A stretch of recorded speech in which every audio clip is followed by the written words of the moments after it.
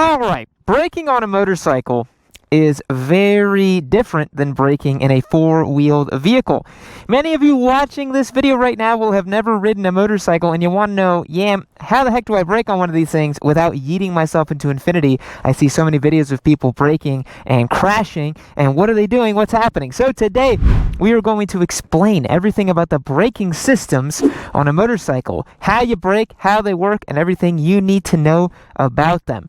The first thing about a motorcycle's brakes that you need to understand is that front and rear are independent. This lever right here, next to the throttle, which is the go fast twist that we love so much, this lever controls the front brake calipers. As you see here, this little lever pushes on this hydraulic cylinder right here. It doesn't allow the pressure to expand because it's a liquid, hydraulic, all that good stuff, just exactly the same way that it works in your car. Got a caliper down here, pinches these two pads against this rotor and the other rotor on the other side because it says a twin disc brake on this motorcycle, and you stop the bike. Exact same thing in the rear of the motorcycle right here. A little caliper activated by this lever on your right foot. For the vast majority of motorcycles, I say 99.9% of them, unless you have some super weird chopper or some really oddball thing, all of the stopping power, not all, I'd say like 75 to 80% of the stopping power comes from your front brake lever. You're going to want to use the front brakes for the vast majority of your stopping power on your bike. You don't want to be dragging the rear brake or doing anything like that because you might cause some slip. Now, most modern motorcycles are equipped with anti-lock brakes. What does that mean? Well, why don't I show you? Show you with the rear brake.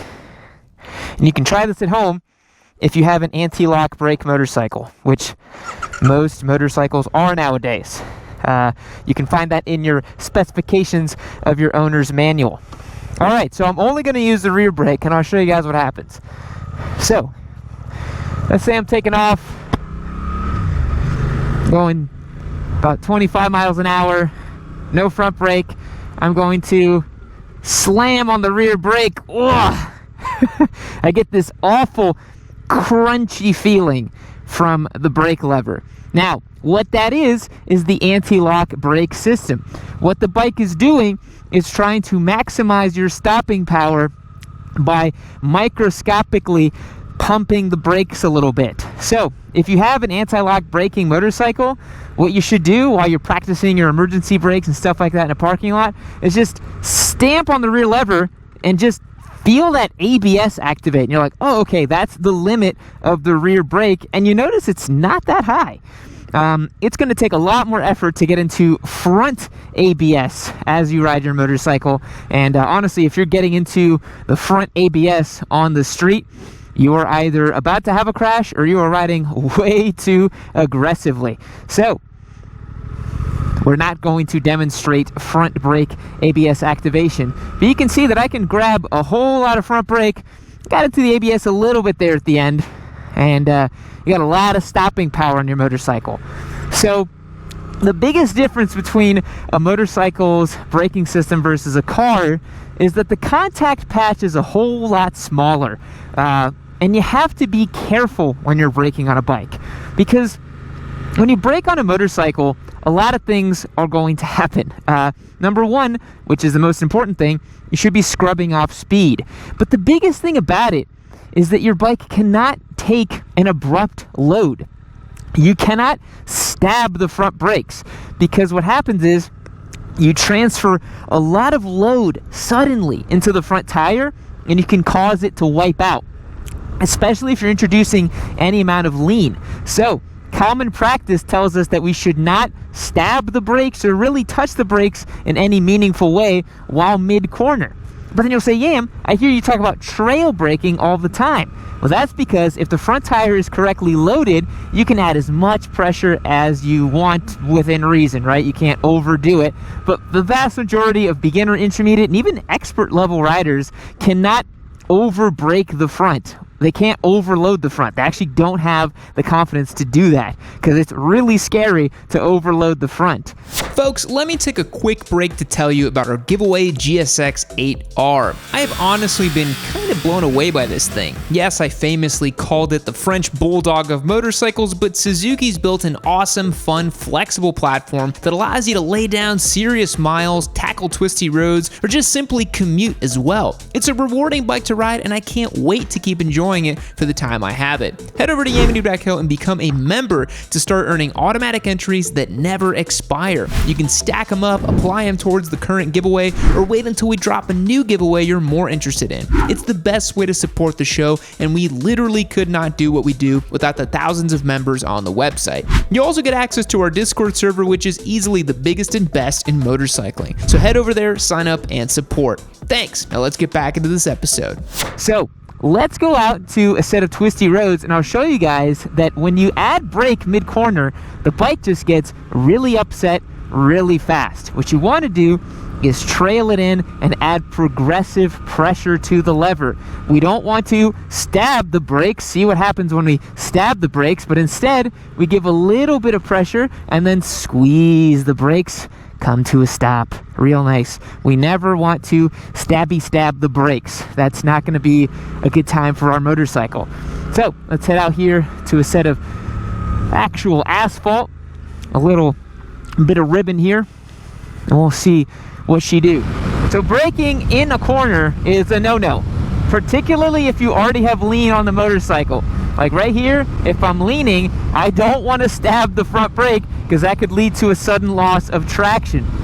But you guys will notice if I am mid-corner and I get on the brakes, the bike wants to stand upright. Very interesting, isn't it? We're often taught that the bike will tighten up radius as you slow down, and that is very true. But what happens usually is if you're mid-corner and you add brake, the bike wants to pitch upright. You can practice that at home in a controlled environment. So what you have to do if you want to tighten up your line is you have to be on the brakes already, and then you slow down and you can tighten it. But when you're mid-corner on a motorcycle, you don't want to be adding brake pressure or upsetting the bike in any meaningful way. You want to take it easy.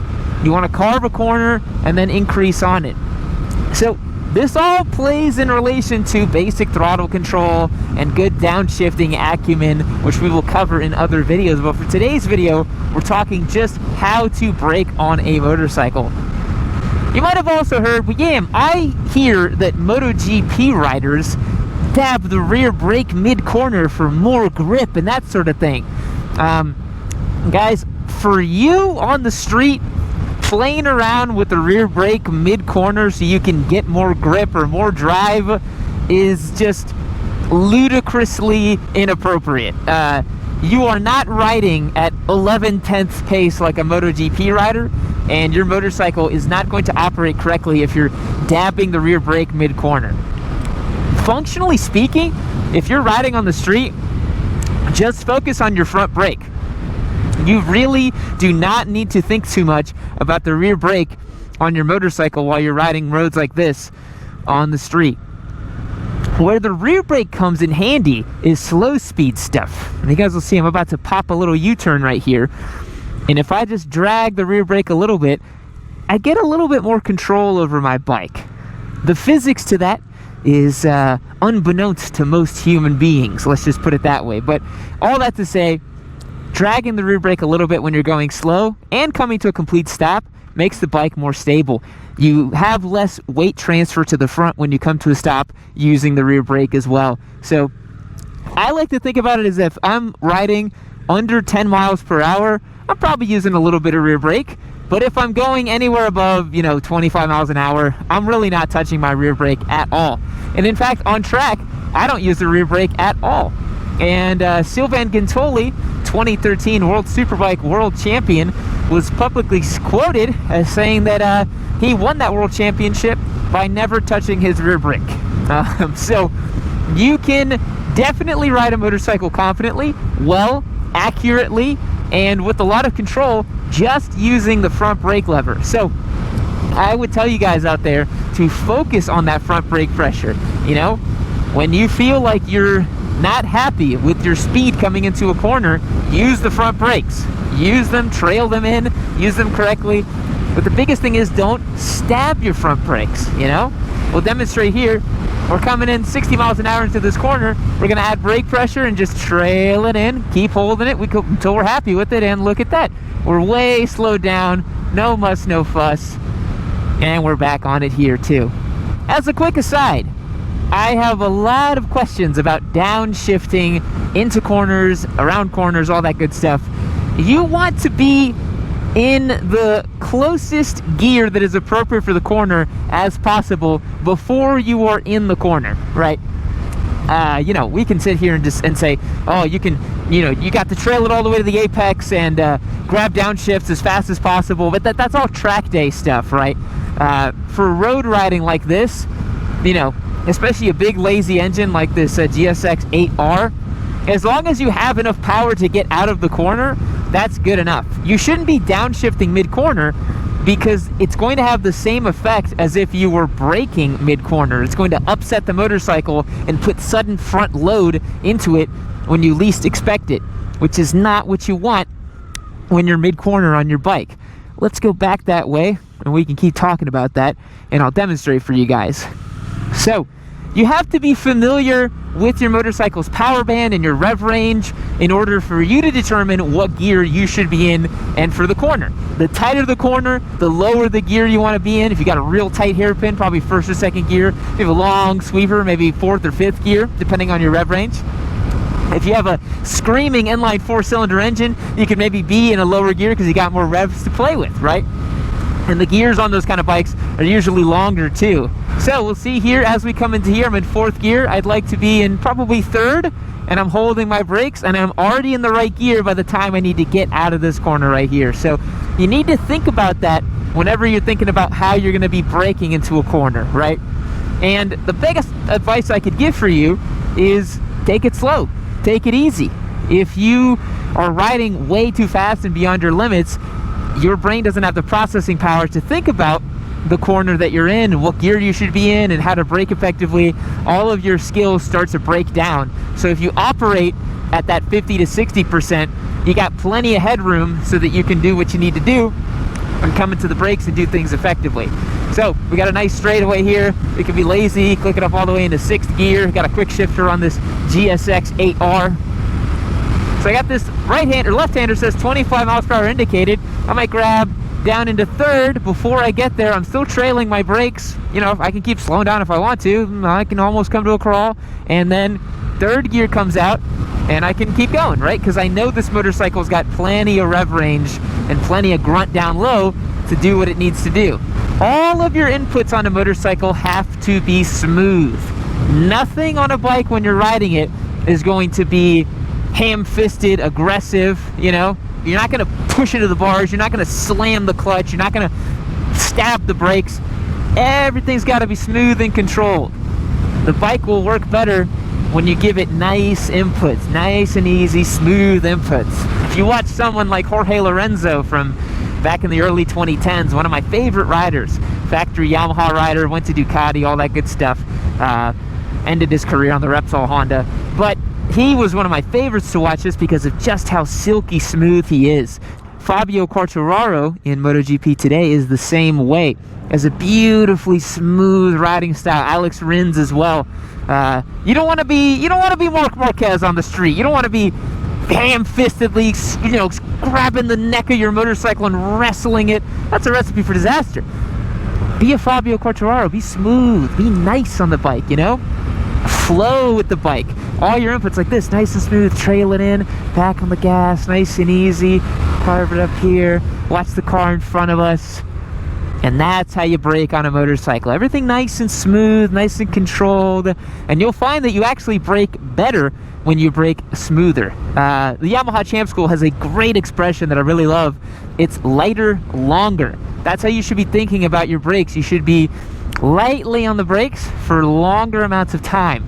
Rather than stabbing your brakes and, you know, going like that, you should just grab your brakes and just, you know, just add a little bit of input. And look how much we're slowing down. Because we got engine braking, we got the brakes on, we're slowly coming to a stop. Lighter, longer is 100% the way you should be braking on your motorcycle.